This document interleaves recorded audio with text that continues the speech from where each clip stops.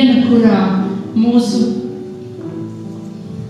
senčie uzvarēja kaujas, dažādi veidi kaujas, un mēs pieminam šo dienu kā īpaši, jo bieži vien kādam ir jāuzvar mūsu vietā, un tad mēs varam atkal nes tālāk šo uzvaru.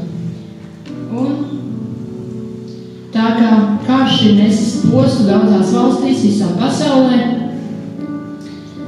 tomēr vienmēr visur cauri vijās šī Dieva žēlastība, apžēlošana, glābšana. Un pats galvenais, kas mums ir vajadzīgs, tas ir viņa. Tā ir viņa žēlastība pāri visām grūtībām arī šodien.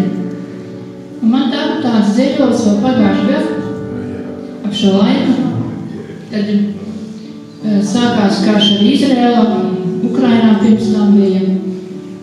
Un mirst tautas un ziedvīst. Karš atnes postu un netaisnību. Karš iznīcina visas liktās cerības. Tas izdzēš katru atlikušo ticību un zaudē pēdējo savu cilvēcības. Naids un nāves briesmas valda, karā cilvēki iet bojā bez iemesla. Nav vairs mierīgu maltīšu pie galda, netiek dziedātas svētku dziesmas. Pārliecināts par savu taisnību, ienaidnieks uzbrūk, lai nogalinātu. Abrīnoju ar kādu nežēlastību, tie gabalē priekā jūtas pagodināti. Ak, Dievs palīdz savai tautai, palīdzi tautām, kas mirst. Pavēli iznīt ikvienai kaujai, liec, lai viņu sirdīs cerība dzimst. Satverot spēkā zobenu savu, tautas pēc paceļas ienaidam pāri.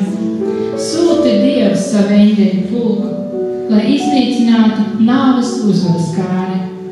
Karš neizprot sāpes un līdzjūtību. Tas māca mums sērot un nīst, tad laikā un nelaikā ar pretestību mirst tautas un ziedvīst. Brīvības zvaigzne, Latvijas zeme, dzimtenes gods, brīvības gars mūsos ir dots, pāri visam, kas dzīvi noslogo, celsimies vienot, Dievu slavējot.